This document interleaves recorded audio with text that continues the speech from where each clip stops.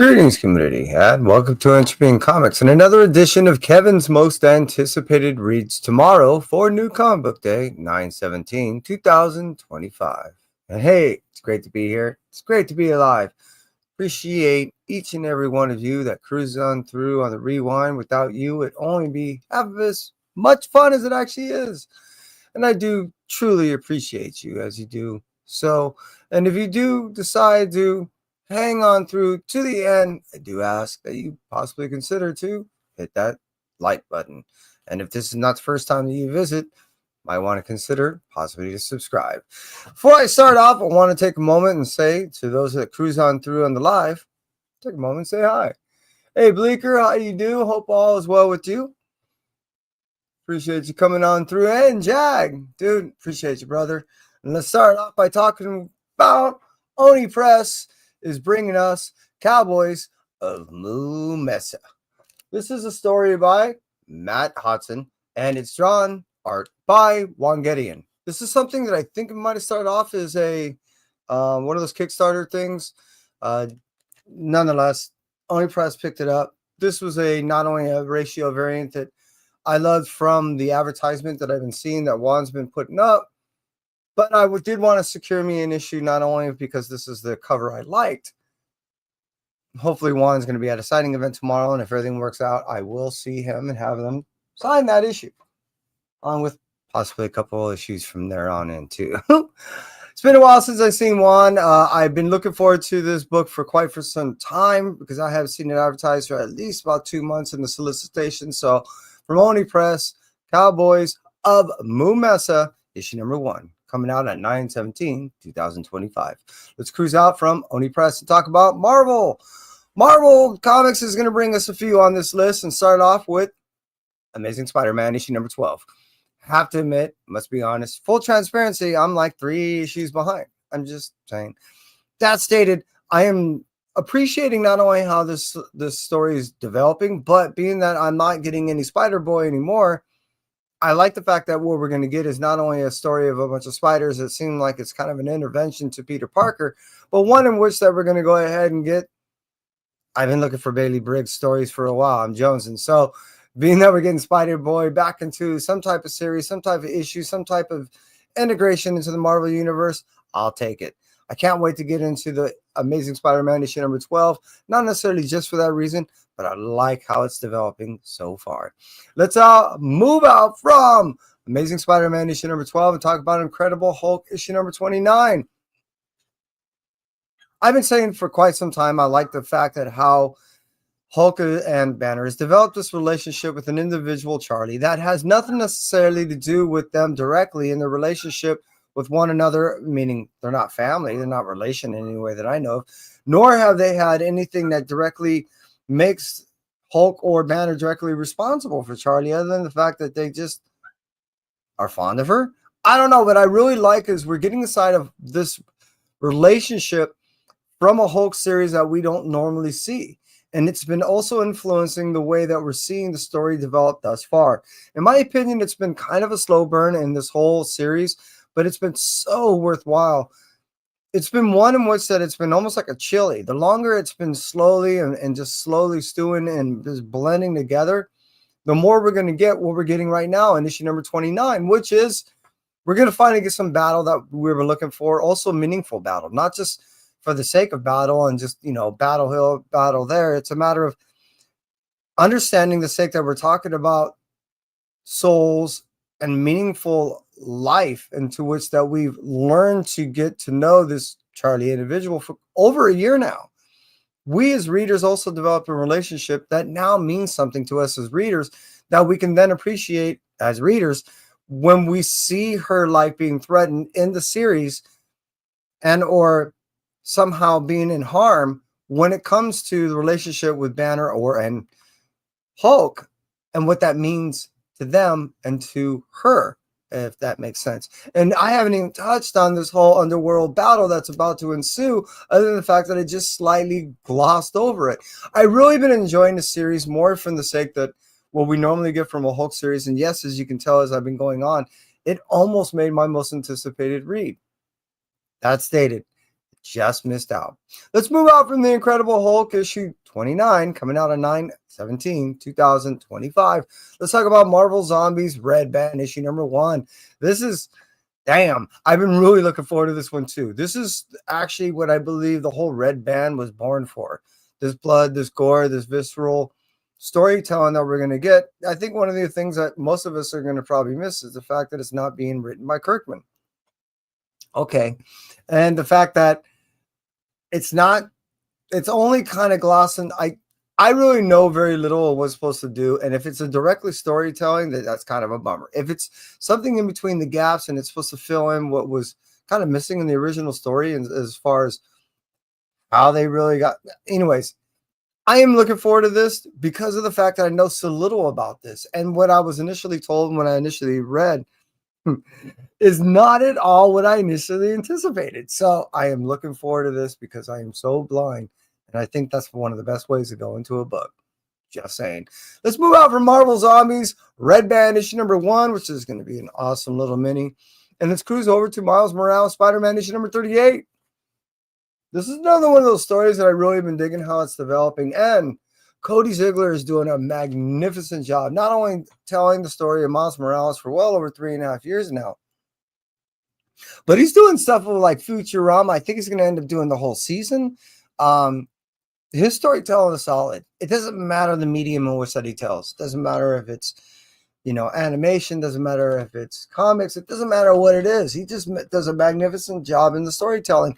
And being that we're getting 2 characters, and I don't have to tell you which one this one is, that are coming into the fold of the storyline of Miles, and we're entering this whole new, I don't know, arc phase, if you want to call it. And now that's working out with the development of his overall storytelling and storyline thus far after 3.5 years, or almost 3.5, over 3 years. This is awesome. I really can't express to you enough how much I've been not only enjoying a series like this so far over 3 years. It's truly difficult to find one that's actually this good to read. If you're not already and already are a fan of Spider-Man storytells, and you're not reading Spider-Man, highly recommend this series above most others.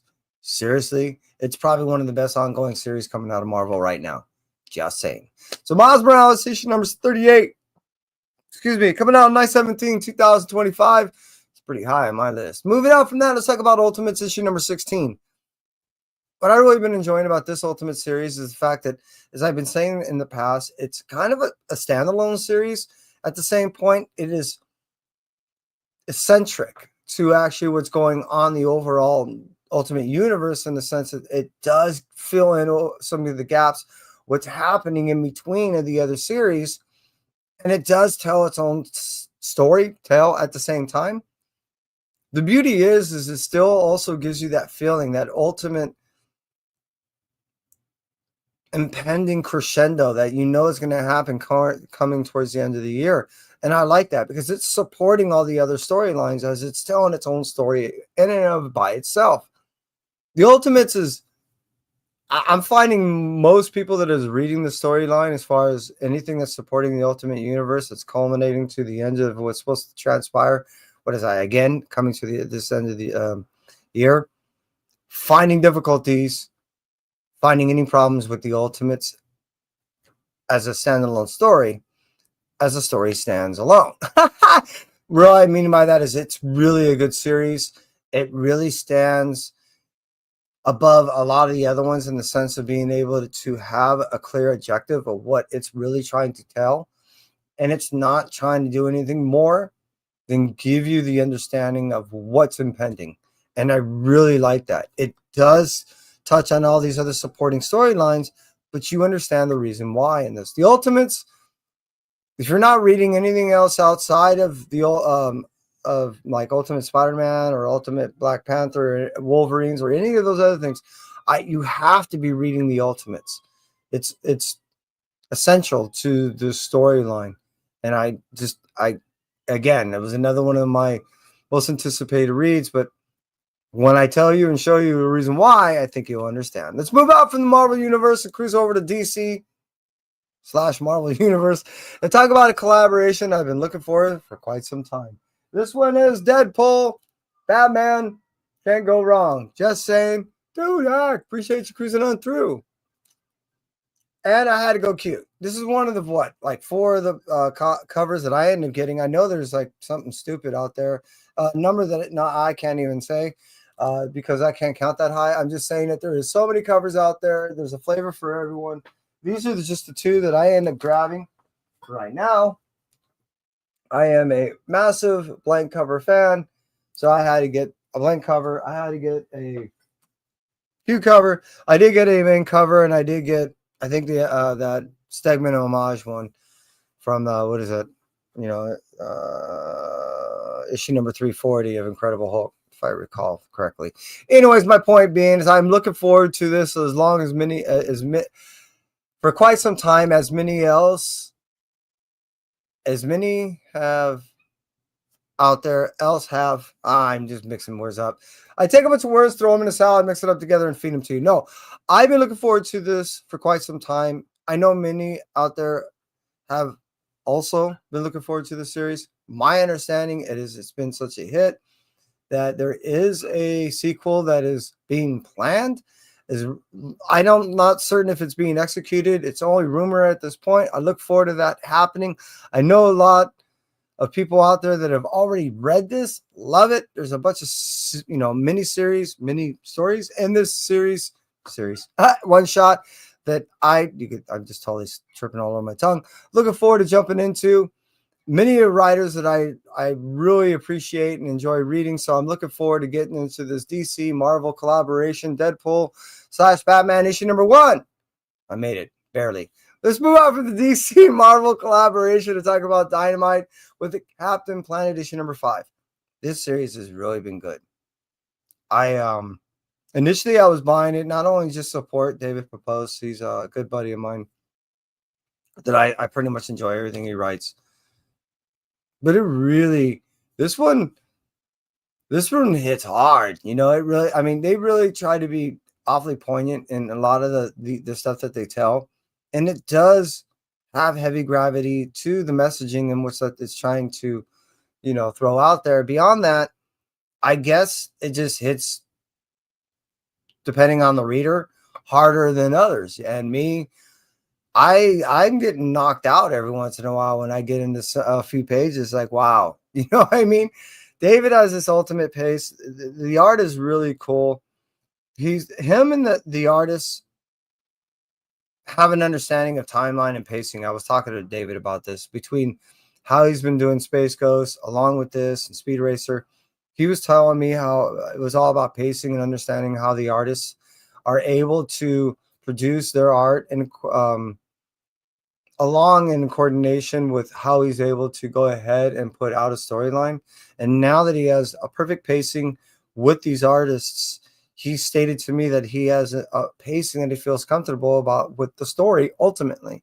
And I really think that it's translating to the reader, and I can see that for myself, me also being biased, as far as the way it comes on to Captain Planet. I really love how this story has been developing. And if you're not really reading this and you are familiar with the storyline from I highly recommend jumping in now. It's still within the first arc, and it's just introducing itself like few stories really do. Again, the story is great, the art's great, highly recommend it. Dynamite, Captain Planet issue number 5 coming out. Buy the whole series, you won't go wrong. Let's move on from that and talk on the last publisher, which is Image Comics. And starting off with the Seasons issue number 8. I just got to reading issue number 5, 6. I just stopped halfway through page 4 or 5 of issue number 7. I've been playing catch up, as I made statement before. I am so looking forward to issue number 8. This series is really also, there's another one that's hitting my heart really hard. And you can see that this is more than just some fantasy-based storyline that's ultimately telling a story about a child not only looking for her parents, but her unification of her family. The loss of the family members were just because of the fact of the fracturing of the other family members, mother and father, disappearing for no apparent reason, that we end up finding out the apparent reason by issue number 5 it hits hard when you end up looking at it for more than what it is. It's just a fantasy based comic, and you end up utilizing the storyline is how some people just grew up, and these are just metaphors and symbols of, latchkey kids or individuals that feel that they are not quite worthy of what society keeps pointing a finger and values them at, and it's really an interesting storyline. The way it's told, it really is heavy hitting, and I'm every time I turn another page, it just seems like it's not only a story that's telling something to the average reader of a great storyline, but it really seems like it's telling a little bit about the writer himself. And it just seems like the storyline is telling more than just a surface story, but it's telling a little bit about this writer, and it's amazing how some people allow themselves the vulnerability of allowing people inside themselves, especially as writers. And it tells a lot about this writer, Remender, on his development and writing style. It's really cool, real awesome. And I just every page, like I said, I've been enjoying it more and more. I'm loving this series. It is beyond most that you will come across. It comes across as a fantasy-based storyline, but is very, very reality based on a lot of things that it touches on how we value things, how we value ourselves, how we value family and society, and what we're trying to get out of it to be happy ultimately. And that's what I've been getting out of the storyline. Seasons, issue number 8. Again, it was another one that was just missed.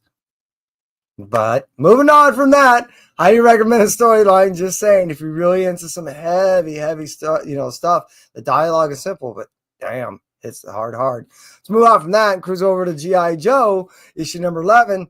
The cool thing about it, really even like this, is now we're getting some heavy integration to the other storyline and plot storylines have now culminated into overall an Energon universe storyline. And what I mean by that is G.I. Joe is almost a front runner of a G.I. Joe storyline integrated with Transformers, as much as Transformers is now a Transformer story integrated with G.I. Joe. And it just seems like the frosting overall, this is Void Rivals. This is an awesome universe. It's rather simplistic in its story at this point, being that it's only 3 main storylines.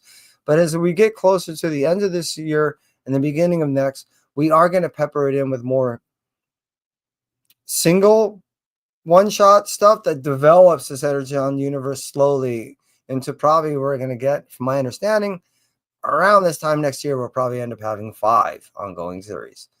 Been loving it. I can take 5 series of this Energon universe. I can't get enough of G.I. Joe. I was never reading it before, and I can't get enough of it now. I'm just saying. So G.I. Joe, issue number 11, Energon universe, Yojo. But didn't make my, no, this week didn't quite make my Blue Light special. However, what did was Exquisite Corpses, issue number 5. I think I'm really enjoying these serial killer storylines, especially when they're told to this level of storytelling. And the fact that they're integrating such great and gory storytellers along with artists and creators of their own like, it's been working out that just the right amount of chefs in the kitchen work out to be giving an overall bountiful flavor storyline that I just can't get enough of. Exquisite Corpses, issue number 5, especially with the cover C's, has been giving us these cards that are, I guess, going to end up turning out to be some cool storyline based card game. I'm looking forward to seeing how that works out. Aside from that, what I've been really enjoying is a series. What hit me, I think it was last night, maybe this morning when I woke up thinking about this series, was the fact that all this shit is happening in one night. There's a lot of stuff happening. It's crazy. There are main storylines, sub-storylines, main overall objectives, sub-objectives. The reality is a bunch of families are fighting for the control of the next few years, 5, I think it is, in the United States, parts of the world too, of the right to be able to have overall, like I said, control and power of certain underworldly, transactions. The fact that we're getting these fights for that kind of stuff, I want to also see that storyline when this storyline finishes. Onion, if you end up watching this, please. It's just saying. I want to see how that works out too. Exquisite Corpses, issue number 5. I can't wait. And how about we just open this one up and see what kind of card we got, huh?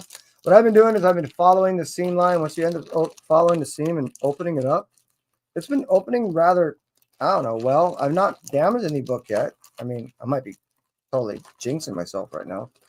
But as long as you don't go too quick, too hard, too fast, that's what she said, and just keep going down that line, you tend to be all right. So I just got to throw it out to the side right now so I don't damage anything. All right, so I still have it in there. Yeah. Oh, card. Let's get rid of that guy. So there's the cover A. No, there's the cover C. Ha! There's the cover. Issue number 5. And there's the card. And as you see, it's not a 1 in 10. It is not the chase. It's a cool card. And to those of you that cruise on through, I appreciate you. Seriously. Hack, Bleaker, Jag. You guys are awesome. I see that there's 5 on and in here. Appreciate each and every one of you cruising on through. And for all of those that catch me on the rewind, I appreciate you too. I hope you get what you're looking for on your new comic book day. And that's it for me. That's your P. You stay well. Until next time. Bye.